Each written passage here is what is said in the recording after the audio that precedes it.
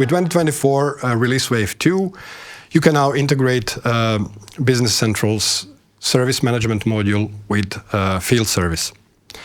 I'm Ivan, and I'm a product manager in Business Central product group. And please join me in this couple of minutes to take you through this new and exciting capability.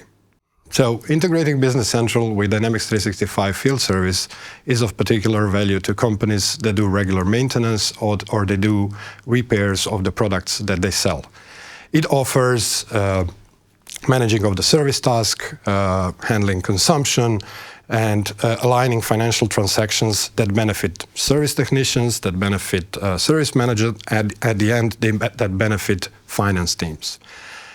On top of that, the technicians and dispatchers can utilize the capability of checking the inventory availability at a specific warehouse or at technician's desk in field service based on data that comes in from their inventory management solution, which is usually Business Central. This, of course, helps optimize work order scheduling, avoids unnecessarily traveling costs, and helps optimize their service and purchasing operations. So we'll start off by talking about how do we set up integration between field service and service management. I have one note to share with you in here. This is a feature that is becoming available in a first update or a November update of 2024 Release Wave 1, so do keep that in mind. And the setup itself is just an extension of an existing integration that we have between field service and the projects module that we have shipped in 2024 Wave 1. If you want to check details about that, make sure to check the description of the video, and there's a link to the video that we did in a previous release wave for that integration. So let's see this in action. So before we dive into a setup, I want to talk a bit about the prerequisites for enabling the integration to Service Management Module. As you know, Service Management Module is a part of the premium experience, so the first thing that you will need to do in order even to light up the capabilities of integrating field service with Service Management Module, you will need to turn on a premium experience in your company information. So I've already done that, so just want to point where this is. So I've changed the company experience to premium. Another thing that we need to do is you need to also ensure that there's a connection to Dataverse, there's a connection to sales before you can enable field service integration. But this is all, again, explained in the video that we've released in the previous release wave. And the way to start a setup is either by running it from a assisted setup guide that we have prepared for this. And you can see there's a new setting that's called integration type that basically allows you to set up integration either to projects or to service management module or to both. And on the next screen, what you will see is there's a toggle that actually enables the inventory availability by location. In order to do that, you will also need to have the virtual tables enabled. Of course, the same is also available in field service integration setup page, where you have these two toggles of enabling the field service, picking the integration type, and optionally you can enable inventory availability. Once the connection gets enabled, it also deploys the field service integration solution to field service, and it sets up some additional integration table mappings. So if you search for the integration table mappings that start with FS, you will find there's a location integration table mapping that was added. These were added in the previous release wave and the project task. And if you scroll down a bit, you will find service order, service item line, and service order type integration table mappings that have been added after you enable the integration. So this is just a recap of the things that you saw in the demo. We went through the prerequisites. I've talked briefly about integration type and how you can select it. There's a couple of things that happen also after the integration gets enabled. There are some settings in the service management setup that sort of become locked. Since field service can work with multiple customer assets, we need to disable the one service line per order. In the service management setup, we also make the service order type mandatory, because this is also a mandatory thing on the field service side. Also, we turn on the archiving of the service orders, together with making sure that the service order numbering now gets a manual flag, because the numbering in field service and in service management, the numbering of the work orders or service orders does not need to be the same. So that so to ensure the seamless integration, the service order numbering series needs to be enabled. And there's also when you enable inventory availability, one of the things that is sort of a mandatory setup, the location mandatory, needs to also be turned on. And again, here is the list of the new integration table mappings that get added during enabling of the integrations. This is for reference only. Okay, so now that we have setup done and we've enabled inventory availability, we've enabled integration of service management module to field service, let's talk about inventory availability and what it actually brings through this integration. So let's see that in action. Back in Business Central, after you've enabled the field service integrations, you now have locations synchronized with your warehouses, right? You can actually go ahead and open some of the items, and I'll search for whole roasted beans. And if I check the whole roasted beans, this is one of the items that we have synchronized with field service. And if I look at availability by location, what you will see in here is in the East warehouse, I have one, and in the main warehouse, I have 2 pieces, or was it kilograms of, 2 pieces of whole roasted beans. Of course, if I go and open a product in field service that is related, that has been synchronized with this item that we've just looked at in Business Central, we will actually be able also to see the inventory availability.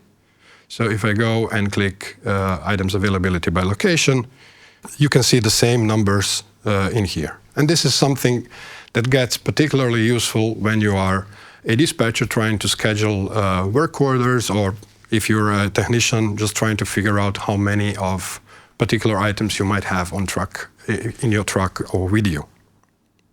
So as a recap of the demo, what you saw in this inventory availability in field service is there's a prerequisite. You need to do this location to warehouse map synchronization.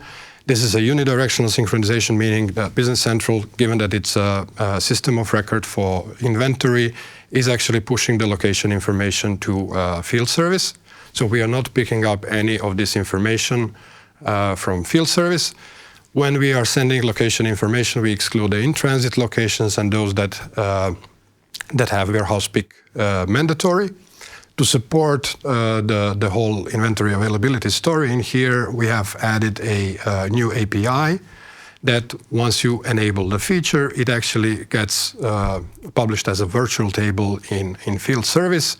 And on top of that, a synthetic relation between the products that we synced and this new virtual table gets created, and that gets you this nice view of available inventory in field service.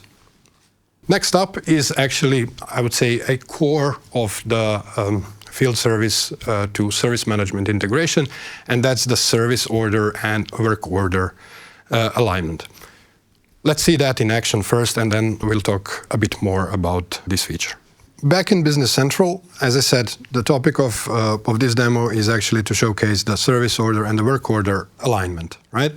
So we'll open service orders, and you can see there's a list of service orders. There's an information about which ones of these have been already synchronized with work orders. There's a background task that actually goes and checks for new service orders and automatically synchronizes them. So this mapping is set to synchronize basically everything. So we are not, we don't have that sync only coupled records flagged turned on. So the moment you actually create a service order, it is going to start synchronizing in there. And in here, I have a service order for A-Data Corporation with S100 semi-automatic coffee maker, for which we are performing, let's call it a regular maintenance and bringing in some additional coffee beans to the customer. We've set up some service. We've actually added 2 items that we are bringing as a part of this maintenance contract that we have. Now let's see how that actually looks like in field service. And as you can see, the service order also has this standard set of actions for synchronizing. So you can synchronize get data here and there. You can open a already coupled work order. So let's do that in here. And when you land in field service, what you can see, there's data from the header of the work order being transferred, such as service account, work order types. There's information about a service item. It's called a primary asset. These service items are synchronized to what is called work order incidents. So you can have multiple work order incidents on the work order as you would have multiple service item lines in service order. And when you look at the products and services, you can actually see those products that we've added in the service order in Business Central. One thing to note as well is that there is a way of, it's not only that you need to create a service order in Business Central and then you send it to field service. There are cases, I mean, you can receive a call from a customer, a case is going to be created, converted to a work order incident or a work order, and you can also synchronize work orders the other way around, right? So, as I said, we have the products, we have the estimated quantities that we've entered in the service order, and what you can see is we also have services synchronized in there. So the dispatcher, what it's going to have a look, and where this inventory availability feature is going to be super interesting, is it's going to check if everything is ready, if all the products actually are there in order for him to be able to schedule this particular work order. Let's assume that this is the case in here, and I will just go ahead and quickly schedule this work order. So I just need location agnostic. And let's just remove these filters to show available resources. And I will assign this one to myself. And now that the work order has been scheduled, it's going to get a scheduled status. And I'm basically, as a technician, when I look at the scheduled work orders, I can just pick them on in order in which they arrive. So that's the first part of the story of the field service and the work order alignment. Let's get back to the slides to show you a bit more details. All right, so in this demo, what we saw was service order and work order alignment. I said, there's a bidirectional synchronization of those things, so it means that the service order can come either as a result of service contracts and service orders that created related to service contracts in Business Central, or they can come from various places in field service, either from opportunity or a case or any other way. On the work order, when the work orders actually come from field service and that get synchronized in Business Central, there's actually a new flag that is called Integrate to Service, which you need to check mark in order to consider that work order in field service to be synchronized back in Business Central. As I said, service item lines are aligned with work order incidents, and you can have one or multiple customer assets associated with work order incidents, meaning you can have one or more service item lines on the service order. And of course, as I said, service lines, on the other hand, get aligned to work order product and work order service data, where you have the estimated quantities and duration synchronized to indicate to the dispatcher that this is something to look at. And the important thing to note is that estimated quantities and the quantity field actually just gets synchronized to work order up until the work order reaches the scheduled status. That's when we stop synchronizing quantity from the service lines, but we continue synchronizing quantity to ship, quantity to consume, and quantity to invoice, as you will see in the next demo. So the next part of our presentation today is how do you handle consumption and invoicing of the work orders that get scheduled, that get executed, and then need to be invoiced to a customer. Let's see that in a demo first. All right, so as a technician actually goes and works through the work orders that have been scheduled, once he arrives at the location, he will set the booking status to in progress. And now as he starts executing on the work order, of course, one of the things that's going to be also done is going to utilize the materials or the parts that he has brought with him to execute the work order. And let's say that when he came to the customer, he actually saw that there's enough of the coffee beans that he doesn't need two, but he just used one in here. So back in Business Central, the dispatcher or the back office is going to also see the status of the order reflected in Business Central, and they can basically track what is happening with that order by automatically synchronizing or manually just getting data from Dataverse. And they can repeat this process as many times as they wish up until the work order sort of reaches the status completed in field service. As they synchronize the data, they will see the updates to quantity to ship and quantity to consume reflected in Business Central. Now, if we switch back to work order in field service, so the technician has used the products and the materials.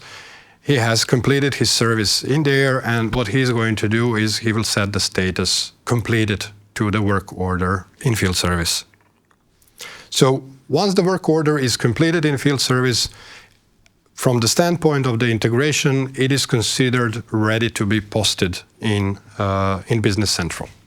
Back in Business Central, what you can again see is the status gets reflected. When the work order is set to completed, it gets set to the status finished in here, and that's an indication for the back office personnel to go ahead and start posting the order. They will see the latest information about the consumption of services, consumption of materials, and once they are happy with this, they will go ahead and simply ship and consume, because there is some things that need to be consumed first.